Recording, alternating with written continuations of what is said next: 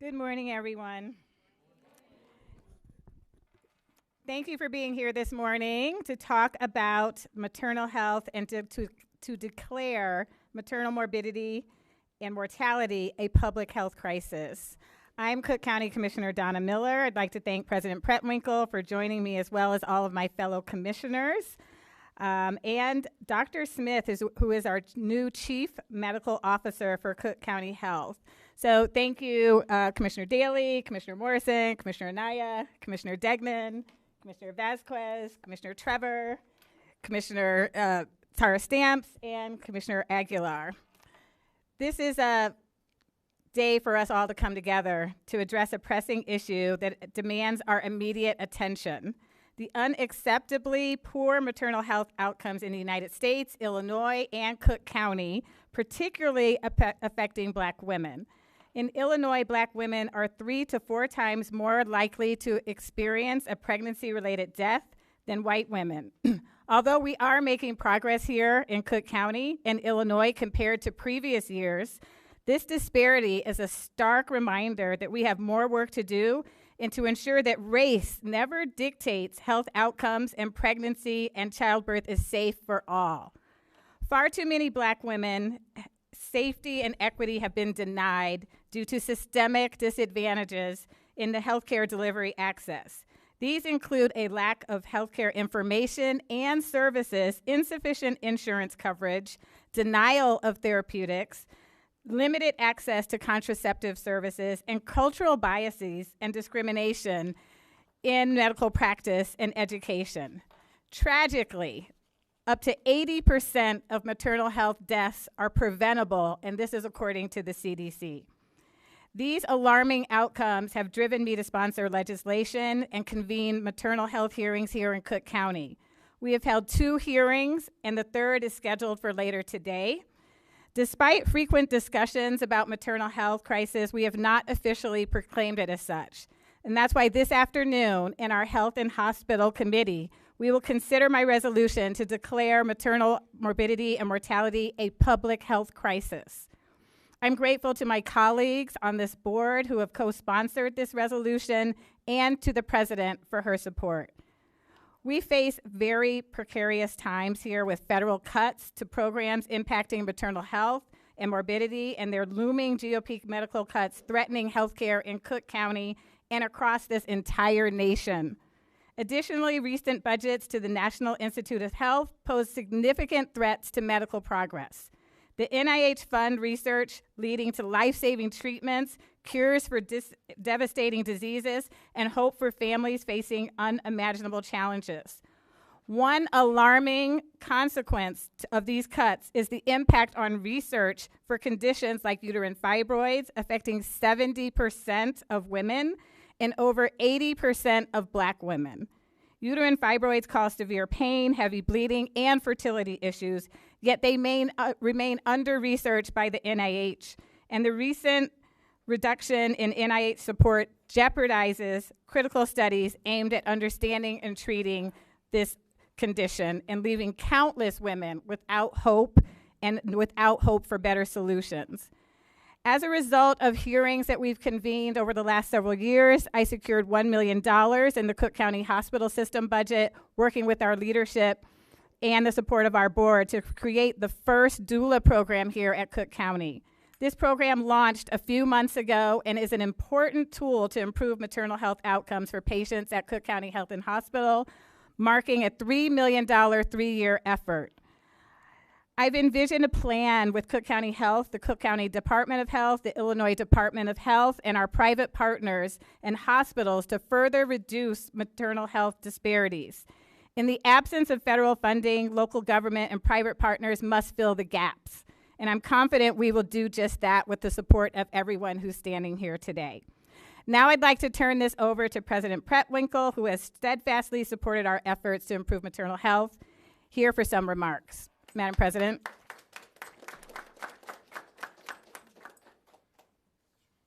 Good morning. Good morning. I want to thank Commissioner Miller for bringing us together to recognize Maternal Health Month.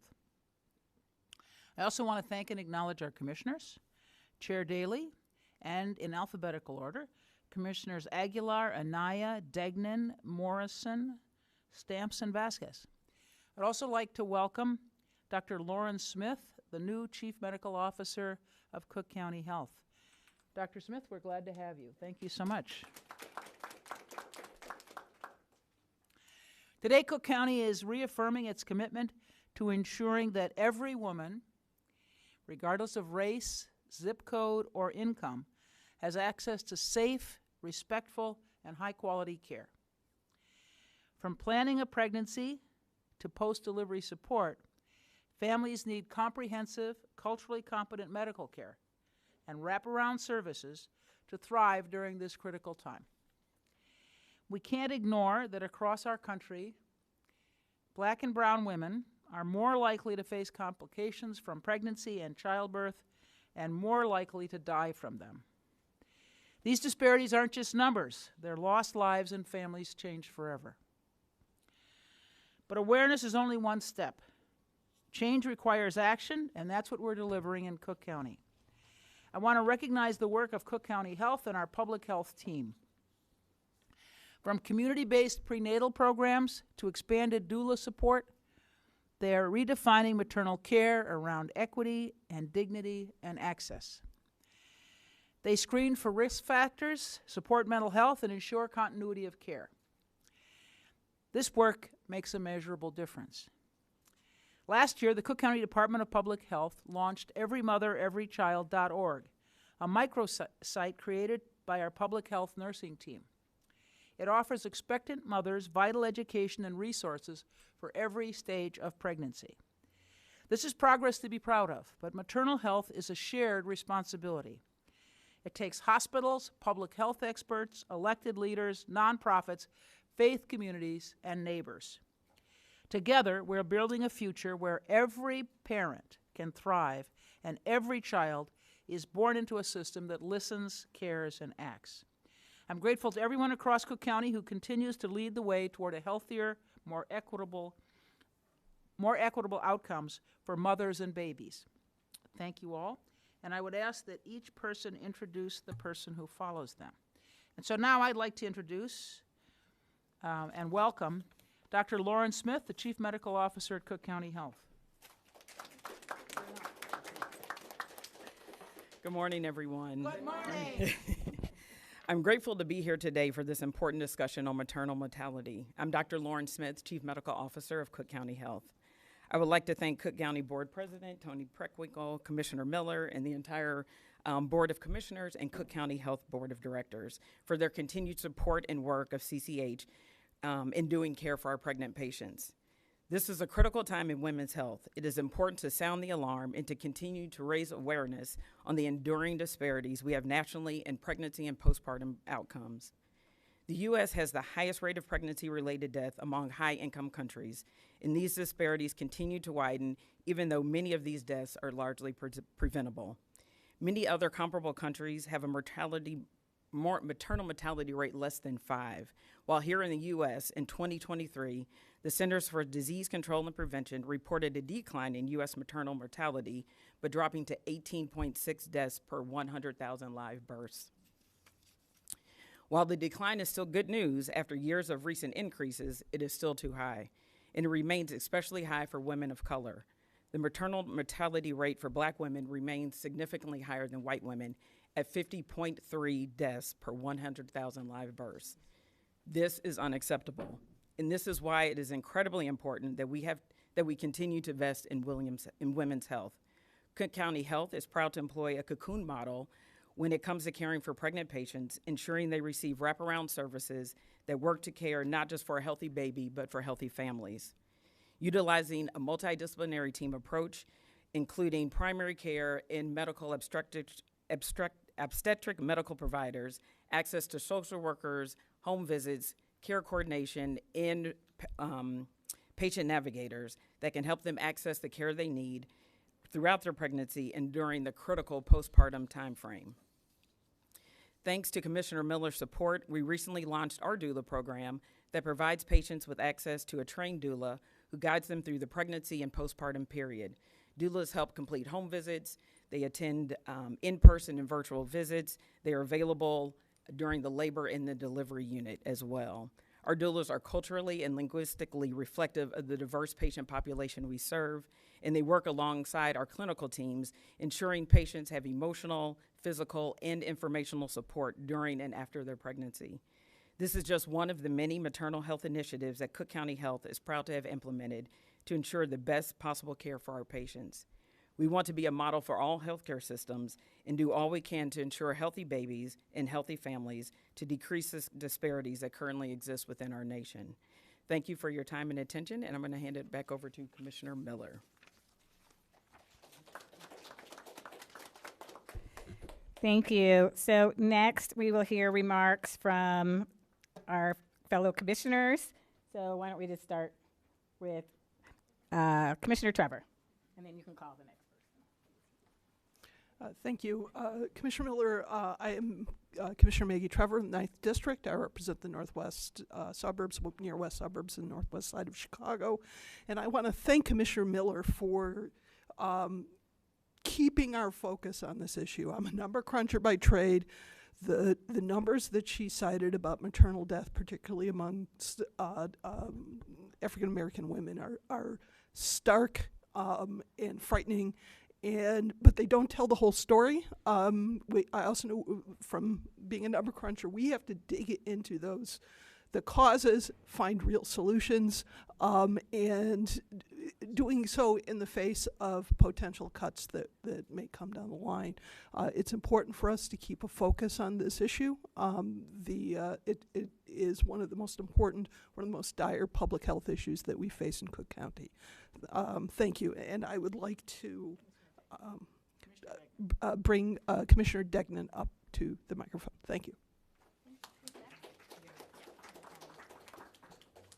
Good morning, everybody. Good morning. My name is Bridget Degnan, and I'm proud to serve the residents of the 12th District on the Cook County Board, which covers parts of Chicago's north and northwest side. I'm also proud to call Commissioner Miller my seatmate on the county board and a very dear friend, and I thank her for bringing this resolution today.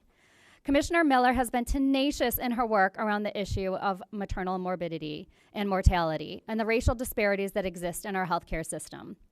She's done this work through public hearings, innovative legislation to support the critical work of doulas at Cook County Health, and through resolutions like this, declaring maternal mortality as a public health crisis and establishing a vision for investments and collaboration in communities. Our first job as public servants is to protect the residents we serve. That means that no one should die of preventable death, giving birth, or postpartum. We know there's a maternal mortality crisis in the United States, and it's shameful that our county's maternal mortality rate is much higher than other comparable countries. Our country's maternal mortality rate is higher than other comparable countries. The rate of maternal mortality has skyrocketed since 2000. And more than half of pregnancy-related deaths occur more than 60 days after giving birth. We know that racial disparities are persistent and that Black women are dying at rates 3.4 times higher than white women, 3.7 times higher than Latina women, and 3.5 times higher than Asian women, per 2024 CDC data.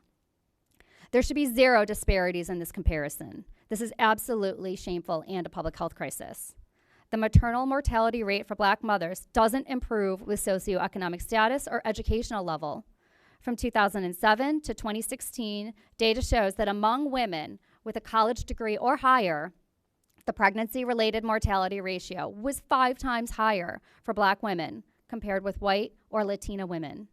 While the very mention of racial disparities and inequities are being chilled, silenced, and even deemed illegal by the federal government, I know that the work with public health cannot exist without acknowledging the different lived experiences and outcomes of people seeking medical care or having a baby. Commissioner Miller often notes that 8 out of 10 maternal deaths are preventable and has called for each one of us to act, all of us. For the women who can and do choose to bring a child into this world, many are justifiably scared. The fear is real, and distrust in institutions and care systems is something that must be admitted and addressed head on. By declaring this a public health crisis and laying out specific steps to expand services, invest more in maternal health, collaborate with governmental and community partners, and listen to and work with communities directly, Cook County has and will lead by example. Again, I want to thank Commissioner Miller, my colleagues, my county board president for standing up today, and for Cook County Health for their continued collaboration and efforts to eliminate these inequities and to save lives. Thank you. And next, I'd like to invite up Commissioner Alma Anaya. Good morning, everyone. Good morning. My name is Alma Anaya. I am the Cook County Commissioner of the 7th District, representing the southwest side of the city of Chicago. I want to first start off by thanking Commissioner Miller for the invitation to join you all today and to speak on such an important topic. And today's health and hospital meeting, I will be chairing the public hearing to discuss further and full conversation regarding the spectrum of maternal health care. It's critical that we hear from our entire health system, including Cook County Health, the Department of Public Health, County Care, and even CIRMAC Health to understand how pregnant people are supported through our county. This public hearing will also bring light to the current morbidity and mortality rates in Cook County. It is essential that we have everything available and to our disposal for the most recent data, especially to understand the disparities that exist between race, class, language, and even immigration status. Again, I want to thank Commissioner Miller for already bringing solutions to the Cook County Health with the launch of the county's first doula program to bridge the gap between patient and health care. Doulas and midwives have shown to improve birth outcomes, especially for pregnant individuals of color. I look forward to working with our entire health and hospital system to continue the investments in solutions to prevent pregnancy-related deaths and to improve maternal morbidity rates in Cook County. And I will make some remarks in Spanish. Buenos días, mi nombre es Alma Anaya y yo soy comisionada del Condado de Cook, del 7º Distrito, representando los vecindarios del suroeste de la ciudad de Chicago. Quiero agradecer a la comisionada Miller por la invitación hoy día y por unirnos hoy para hablar de un tema muy importante. En la reunión hoy del Comité de Salud y Hospitales habrá una audiencia pública para discutir la atención a la salud materna. Es importante escuchar a cada departamento de nuestro sistema de salud, incluyendo a Cook County Health, el Departamento de Salud Pública, County Care e incluso a CIRMAC Health para comprender cómo podemos apoyar a las personas embarazadas en todo nuestro condado. Esta audiencia pública revelará información muy importante como tasas actuales de la mortalidad de madres en el condado. Es esencial de tener toda esta información disponible con los datos más recientes para comprender cuáles soluciones son las más apropiadas y comprender lo que existe y las disparidades que existen en raza, clase, idioma e incluso de estatus inmigratorio.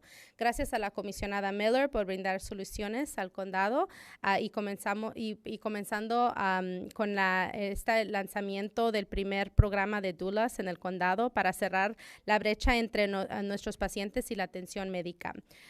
De nuevo agradecemos a la comisionada y a todas las personas que están aquí porque sabemos que esto es muy importante y va a salvar vidas. Gracias.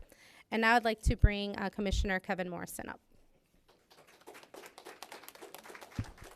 Thank you, Commissioner Anaya, and thank you, Commissioner Miller, for bringing this important resolution to the floor of our board today. I'm Kevin Morrison. I represent the 15th District on the Cook County Board of Commissioners. I just want to reiterate that it is absolutely unacceptable and something that all residents of this country should be ashamed of the statistics when it comes to morbidity for all birthing people in the United States of America.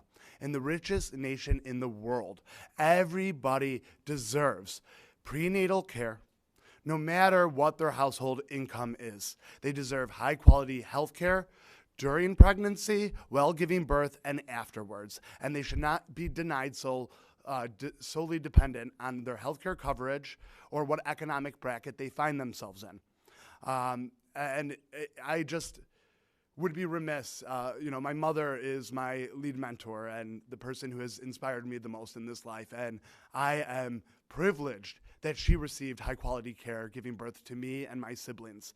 But the fact that that is not a reality for all birthing people in this nation is a shame and something we actively must fight against. As it is Pride Month, we are in the month of June. What is often left out of this conversation is how messed up our statistics could be when it comes to our non-binary community and our trans men often being labeled as female and included in the female maternal morbidity rates. What is even more concerning is when it comes to non-binary and trans men receiving gynecological care. When it comes to statistics, they are the community that are most often denied an appointment. And that is also something we should all be ashamed of. When it comes to rates of death, it is even higher for people of color who find themselves in our trans umbrella. And so when it comes to care for all birthing people, we must make sure we are including the entire community, and we must strive to actually be the richest nation in this world and provide high-quality healthcare coverage for all of our residents.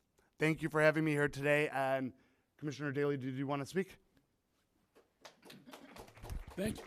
Thank you very much. Needless to say, my colleagues and the President have thanked Commissioner Miller for her leadership on this issue. I also want to thank the President and the Cook County Health as she outlined the great work that they're doing.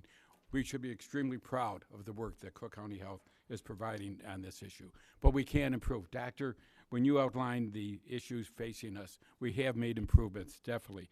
But with the amount of dollars that we're spending, we should, I know, as you have stated, expect better outcomes. So it's an honor to join it. Before I turn it over back to the President, or Commissioner Miller, Craig, I want to thank you for your leadership on covering news coverages. Craig is leaving after 41 years, and we salute you, and but thank you very much. But on this issue, as has been stated, for our country to have such high rates is a disgrace. Thank you very much, Madam President. Thank you. Your name is? And we'd like to thank Kristen Gaspar for our sign language interpretation this morning. I want to second the acknowledgement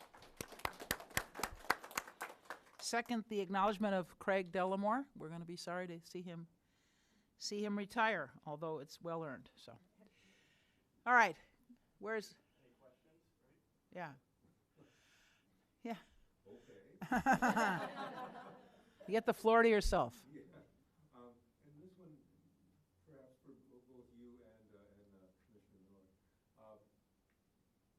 Practical terms, what does the declaration of this as a public health, I mean, we've been talking about it for years, what does this declaration change or do that people will see? Well, I think it's really important to continue to raise this issue. You know what? In general, people who have modest incomes in this country don't get the same health care as people who are more comfortable, right? So that's true across the board. But for African Americans and for members of the Latino community, there is an additional factor, which is racial identity. And regardless of your income, if you're black or brown, you have more challenges in pregnancy and in terms of postnatal care. My favorite example of this is Serena Williams, who had a very difficult postpartum period, and her doctors didn't listen to her. I mean, I can't remember what I was watching on television, but she was talking about the fact that her doctor didn't listen to her, and she felt it was because that physician didn't take her seriously as an African American woman, and she's actually fairly wealthy. So, in addition to income, there's this racial overlay in terms of maternal mortality outcomes that is, profoundly troubling and consistent with racial disparities across the board in this country. Commissioner Miller, do you want to add something? Thank you for that question. I think that this is just an important way for us to highlight the issue and to commit our resources from a county standpoint towards this issue, especially now when we see cuts coming across from the federal government. And not only highlight it amongst ourselves within our own county healthcare system, but also highlight it so that people who are out there know that this is a crisis.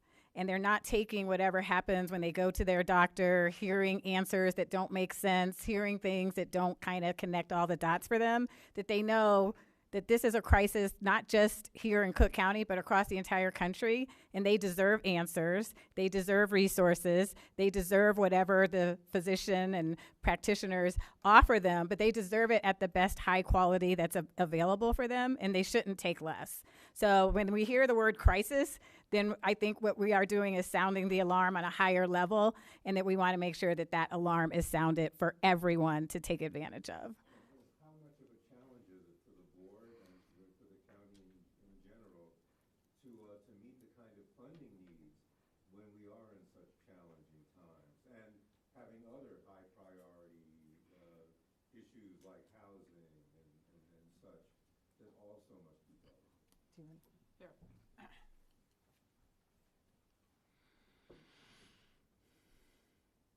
So I'm a history teacher, and one of the things I learned along the way is that there's an ancient Chinese curse, may you live in interesting times. And these are surely interesting times. You know, if we look at the federal level, there's been a withdrawal of support, not just for healthcare, but for health research as well, that's profoundly troubling. Because this country has always been a leader in the quality of care we're able to deliver. Not everybody gets it, but the quality of care we're able to deliver and the medical research that we've done. So this is this is one of the reasons this is a troubling moment. And for us in Cook County, 60% of our budget is health care, 60%. And there have been cuts to Medicaid at the state level with the elimination of health benefits for immigrant adults. It's a $111 million hit for us on the revenue side. And on the expense side, we anticipate that there will be a substantial increase in the charity care that we're asked to deliver.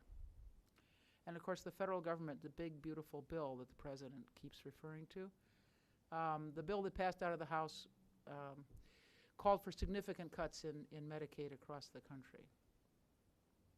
I spoke yesterday with Matt Chase, who is the executive director of the National Association of Counties. And he was saying one of the difficulties we have across the country mobilizing support for Medicaid is that many of our states have their own monikers for the Medicaid program. For example, Kid Care is a Medicaid program. It serves young people under 18. It's Medicaid, but we call it Kid Care, right? Or health benefits for immigrant adults, that's Medicaid, right? Or health benefits for immigrant seniors, that's Medicaid.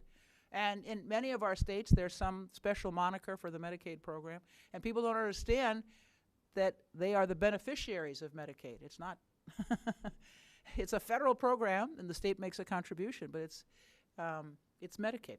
So trying to mobilize support for it has been a challenge, but we're hopeful that in the Senate there will be a more compassionate response to the welfare of our nation than we saw in the House.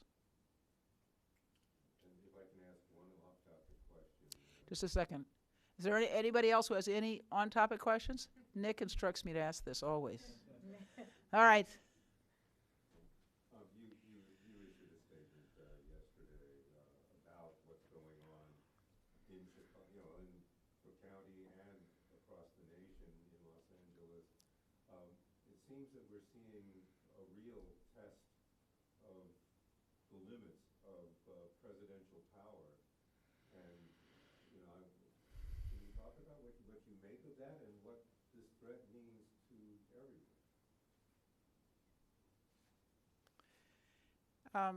As I said, may you live in interesting times. Commissioner, you were with our former colleague this week here in Chicago. I'm going to ask Commissioner Vasquez to come up because she has some personal experience dealing with ICE agents who presented themselves without identification, without warrants for arrest out of uniform with masks on their face and roughed up some of our residents. Commissioner, if you could tell your experience. So I'm part of a rapid response team on the Northwest side. And typically what we do when we hear about a raid or someone being detained is we go there to document the experience and follow up with the family, with attorneys, with legal resources, with mutual aid resources to help the families in what is a very traumatic experience. At the event, they detained over 10 individuals, mostly mothers. And I will say that my experience there as someone who came peacefully with my First Amendment rights, that was not, I think the intention of the ICE agents, the intention of the federal agents at that ISAP office was to detain individuals by any means necessary. And so they were engaging in physical altercations with peaceful protesters, many of whom are just, residents who are teachers, some of them nurses, some of them attorneys, elected officials such as myself, just coming to document so that we can follow up with the people impacted.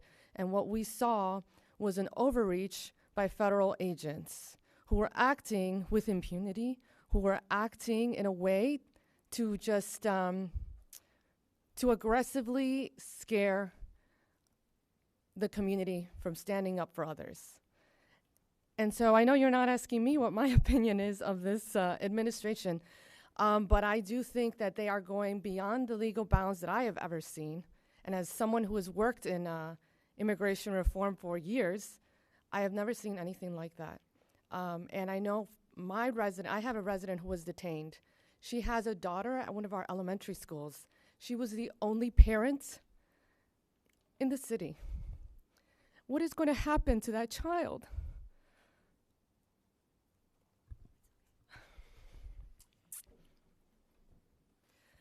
And so I feel that, it is important for us to stand up as a county.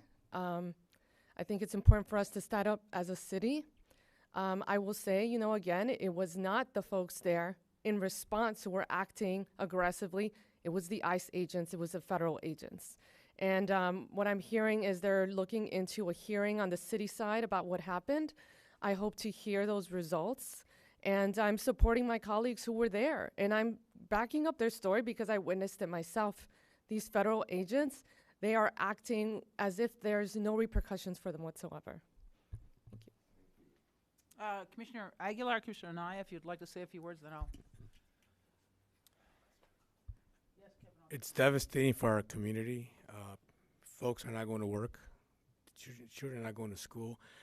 I've experienced a very disturbing here in front of City Hall, kitty corner of City Hall. There was an older woman in the corner selling chocolate, a packaged chocolate of all things, and she was surrounded by several ICE agents. And I approached the ICE agent. I said, well, I challenged the ICE agent. Do you have a warrant for her arrest? Her name on it. And they were very adamant about it, and they threatened to arrest me. I go, wait, I'm not going to stop you from doing your job. I'm just asking a question as a citizen. What has she done wrong? She's selling chocolate. And then one of them mentioned she doesn't have a permit. That's not your concern. That's a city issue. In fact, I know the mayor personally. I'll get her permit right now to sell her chocolate in the corner. What did she do wrong? They're saying they're going to arrest criminals. Really? And I asked them, does she look like a criminal? She's an older woman selling chocolate, trying to make a living. And as soon as I started challenging him, and within the boundaries, they took her away. God knows where she left. So it's real. It's very, very, the threat is very, very real. Unfortunately, this nightmare is going to last another 3 years and 6 months. We have of it, and we just have to do our best to protect our communities from this threat and the devastation that they're experiencing. It's heartbreaking. It really is. Thank you. Anaya? Thank you, Commissioner Aguilar. Thank you. There's not a lot of words, I think, ultimately. Since January 20th, we have seen specific targeting. Just this Sunday, I was in church, and as soon as I had walked out, had received multiple messages about ICE trying to enter into a home not 2 blocks from where I was at. This is happening on a daily basis. And I think to your question, this is dangerous. It is a complete fault to our democracy. It is as if, we've heard the word regime. We have heard a lot of these words, and we need to really pause and really think about what is happening. This sounds like a dictatorship. It sounds, just with David Huerta and what happened at SEIU, these are individuals, yes, SEIU member who was detained in LA just for simply being at one of the areas and ensuring that the workers were protected. This is a union president that is detained and barely got released yesterday. This seems like they're political prisoners at this point, and everybody is up for grabs. And I think the danger in that is that although they're using immigration as one of their bases, this ultimately will have a ripple effect on all the rights and our constitutional beliefs for a very, very long time if this is not something that is taken care of. Because like Commissioner Vasquez mentioned, there is no repercussions that are happening to a lot of these agents. The mere fact that they're acting with masks on provides a lack of accountability to the individuals, to what they're doing, to the actual physical attacks on every single person. We had a rally just across the street here yesterday at Daly Plaza with some of the organizations. And the interesting thing is that it was originally going to take place at Federal Plaza. And organizers took a pause and they said, we don't know what can happen on federal property. The fact that even demonstrations were having to pause and say, we don't really understand what can happen, and the individuals that are just exerting their right to gather and to publicly speak and push back, and now having to move something and really take that into consideration shows us the gravity of where our country is leading if this is not taken care of, and if we don't continue to push back to ensure that we have freedom of speech and freedom of assembly and all of the things that our wonderful Constitution has really had for us to protect our rights. So I think this is a very critical time, and the lens of what's happening with the immigration is just a glimpse of the dangers that this can be. Commissioner Morrison? Thank you, Madam President. I just wanted to briefly discuss something that just occurred in my district this past Friday. It is something that should be concerning to us all. I will also remind everyone and my colleagues that tomorrow we'll be considering a resolution that I am sponsoring concerning Cook County's fervent support for our constitutional due process and habeas corpus rights. On Friday, I received notice that a warehouse in Elk Grove Village was being raided by ICE. By the time I was able to arrive, it was a short distance from my home, but by the time I had gotten notice, folks had already been detained and removed from the premises. Every single person who was removed had a valid worker's permit and was solely detained because they did not have a physical copy on their person. I knocked on the door of the business and had an opportunity to speak to the general manager there, who was told me that they were denied access to the room where his staff were being investigated and ultimately detained. His knowledge was that 3 to 4 individuals had been detained. He specifically told me that ICE agents lied to him. From what I was able to gather, it seems it was HSI who approached the facility, stated that it was the annual inspection, which was unusual to him because usually they get over a week's notice before any annual inspections, and was told that he was required to share the status of all of his employees, which I received notice after I sought some legal guidance that no, that is not what he was required to do. You need a warrant to do that. So he was lied to. People were detained. After leaving the premises, met with an employee from that location who shared with me that his knowledge was that there were 30 to 40 people detained. Last evening, I received a text message from my cousin, a Trump voter, mind you, and this is a message directly to President Trump. because this is what your voters are saying to you and about what your actions are doing. He actually has a friend that works at that warehouse and could confirm to me that at least 30 people were detained from that location. And what he texted me is, I couldn't even imagine my mom or dad going to work and not coming home. In the United States of America, when you are arrested, you are afforded a phone call. These individuals who have legal status, who have workers' permits, we have no idea what locations they're being sent to, and they do not have access to a phone call to even notify their families. Imagine the traumatic PTSD that this is going to be causing on the families, loved ones, and community members of all these individuals who are being impacted. And so I want to share for all those out there, because just because of the news that I made on Friday bringing this to light, my neighbor actually stopped me and shared with me that her friend owns a restaurant where HSI showed up and demanded entry and said that they had the privilege to enter into her kitchen. She luckily knew her rights and knew that she did not have to allow them entry into her kitchen. The recommendation out there for anyone who owns a business that has any public-facing property is that if you have a kitchen or a back warehouse, any entry to that location, put up a sign that staff are only allowed entry. It gives you just a little bit more protection when these individuals are going there and attacking your constitutional rights.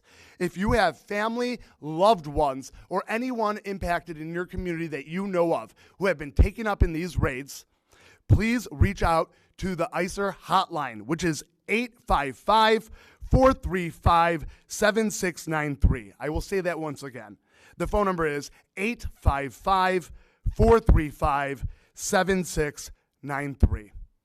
And best wishes to everyone impacted during this most horrible of times. Thank you.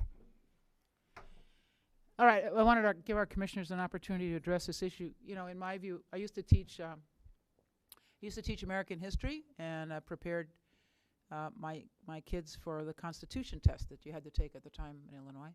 And my understanding of the Constitution is that anyone on our soil, whether they're a citizen or a resident, anyone on our soil is entitled to due process. This president apparently doesn't believe that and is snatching people up off our streets, some of whom are undocumented, some of whom have work permits, and some of whom are American citizens, like the leader of SEIU in California. It is a profoundly disturbing moment in our history. And I'm afraid that historians will not look kindly on all of us for having, I won't say allowed, he was elected by the people of this country. But historians will not look favorably on this moment. And for me, I always say this is, the President of the United States is trying to overwhelm and demoralize us. You know, there are attacks on our universities, attacks on law firms, attacks on our residents. And for me, as president of the county, on this skirmish line, the points I've picked are, first, health care. 60% of our budget is health care. That's where we're going to fight, do our best to try to preserve resources for Medicaid. And the other is immigration, partly because I believe that this is a great country because people have come from all over the world to make it so, but also because the President of the United States is suing me personally. So that's where we're fighting on the skirmish line, okay? All right. All right, if those who are still here can stay for a picture, we'd be grateful.